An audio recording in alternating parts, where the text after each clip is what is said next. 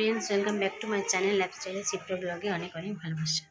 আর আজকে যেহেতু পূর্ণিমা পুজো, আজকে উঠেছি অনেকটা সকালে, বাড়ির কাজকর্ম প্রায় শেষ হয়ে গেছে আর রান্না বসিয়ে দিয়েছি। এদিকে মা দেখলে তো পুজো জোগাড় করছে আর আমি রান্না ফুলকপি আলুর তরকারি হচ্ছে।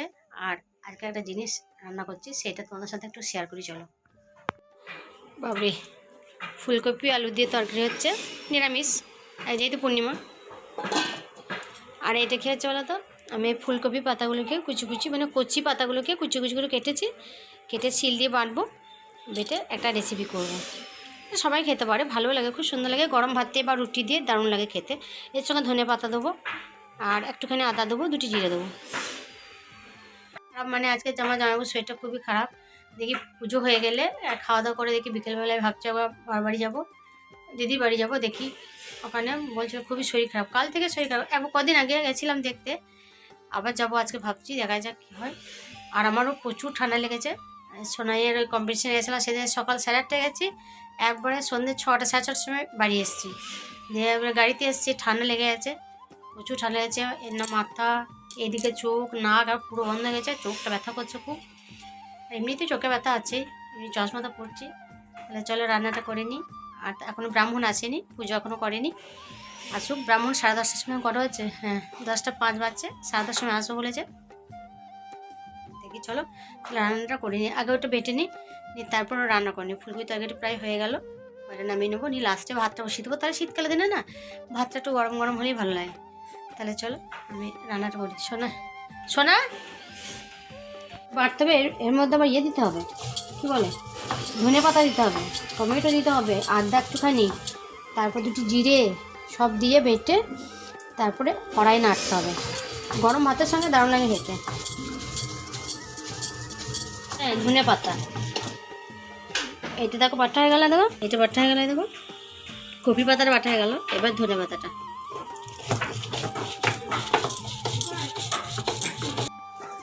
ঠাকুরমশাই চলে এসছে, ঠিক রাইট টাইম এসছে, 10 সাড়ে 10টার সময় এসছে। আর সোনাই দেখো প্রদীপটা জ্বেলে দিচ্ছে, আর মা ওদের ধুনোর আগুন করছে। আর আমাদের মানে বাটাটা কমপ্লিট হয় নাই, আমি লঙ্কাটা বাটিনি, ধনে পাতা বাটা হয়ে গেছে আর পাতাটা বাটা হয়ে গেছে, লঙ্কাটা বাটবো। আর কাঁচা লঙ্কাটা দেখো আমি হাত দিয়ে বাটছি। কাঁচা লঙ্কাগুলো না এমনি তো মোটা মোটা বাটে লঙ্কাগুলো, কিন্তু খুব ঝাল লঙ্কাগুলো, ওই জন্য একটা দিলাম। সোনাই যদি খাই না, যদিও মনে একটু নিল, খুব ঝাল হয়ে গেলেও তো আর খাবে না, ওই জন্য একটাই লঙ্কা দিলাম। আর ওর একটু ঝাল ঝাল একটু মিষ্টি মিষ্টি একটু ভালো লাগে খেতে, ওই জন্য একটাই দিলাম। মা বলছিল একটাই দে, আমি ভাবলাম যে মা দুটো দিই, মা বলে না সোনাই খেতে পারবে না, একটা দে। আমি একটাই দিচ্ছি। আর হাতটা খুব জ্বালা করবে বুঝতে পারছি, এখানে কাঁচা লঙ্কা না, আমি শিলে খোয়াটা বাটি না, মিক্সিতে বাটি। আর কড়াইয়ে সামান্য তেল দিলাম, মানে তেল দেবো, দিইনি এখনও, দেবো আগে। মানে আলু ভাতের জন্য তেল লঙ্কা তুলেছিলাম, নিয়ে ওই কড়াইটা ছিল, তার মধ্যে আমি দেখো তেল দিয়ে দেবো। আর তারপর ওইটা একটা টমেটো দিয়ে ওইটা ভেজে নেব। বাবুরি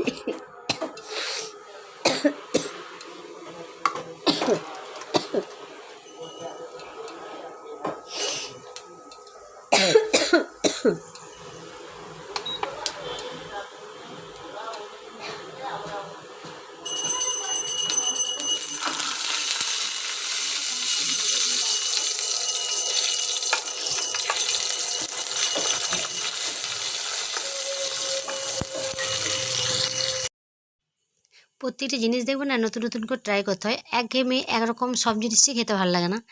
আর এই রেসিপিটা আমাদের মা, মানে আমার শাশুড়ি মা এই রেসিপিটা মানে বের করেছে। প্রথমত আমিও কেমন লাগতো, হচ্ছে কেমন হবে জানি না, কিন্তু বেশ ভালো লাগে খেতে। আর সব জিনিসই সব রকম করে খাওয়া ভালো, দেখতে হয় ক্ষতি কী।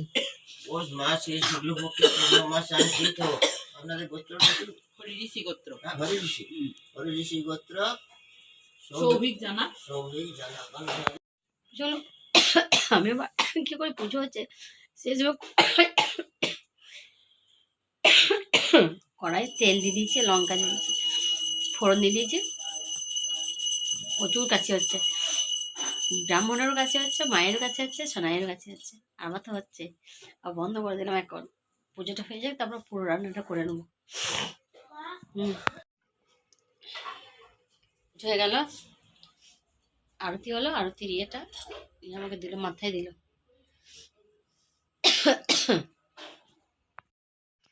তোমরা হয়তো বলবে যে কপি পাতা বাটা আবার কি খাই রে বাবা। তোমরা একবার ট্রাই করে দেখতে পারো। মানে ফুলকপির কচি পাতাগুলো নেবে, সাদা ডাঁটিগুলো নেবে না। মিক্সি থেকে বা শিলনোড়াতে বাটবে, তার সঙ্গে কাঁচা লঙ্কা দেবে, একটুখানি আদা দেবে, ধনিয়া পাতা দেবে, বেশি পরিমাণ ধনিয়া পাতা দেবে। তারপর কড়াইয়ে ফোড়ন দিয়ে ভালো করে ভাজা ভাজা করবে, দেখ খুব সুন্দর লাগবে খেতে। দেখো বিকালবেলায় খাওয়া দাওয়া করে আমি আর সোনাই আর বাপ্পি তিনজন মিলে বেরিয়ে পড়েছি বাবার বাড়ি যাওয়ার জন্য। কেন বললাম না জামাইবাবুর শরীরটা খারাপ, আগে কিছুদিন আগে দেখে এলাম। তখন ভালোই ছিল, মানে খুব একটা যে শরীর খারাপ ছিল তা নয়, এমনি জামাইবাবুর শরীরটা খারাপই আছে, তার মধ্যে যে খুব খারাপ তা নয়। কিন্তু আবার বলছে শরীরটা খারাপ, তাই ওর বাপ্পি আমি আর সোনাই তিনজনে 4টা সাড়ে 4টা হবে তখন বেরিয়ে পড়েছি। আর আমাদের আমাদের বাড়ি থেকে বাড়ি বেশি দূর নয়, মানে 45 মিনিট রাস্তা। তাই বিকাল বিকাল বেরিয়ে পড়লাম, কিন্তু শীতকালের দিন তো একটু রোদ থাকতে বেরোলাম, 4টার সময় এরকম বেরিয়েছি। তবু কিন্তু দেখো রোদ রয়েছে এখনও, তবু কিন্তু খুব ঠান্ডা লাগছিলো। মানে জঙ্গলের রাস্তা তো খুব ঠান্ডা, বেশি তো জঙ্গল নয়, সামান্য একটুখানি জঙ্গল, কিন্তু খুব ঠান্ডা লাগছিলো, হাওয়া দিচ্ছিলো খুব।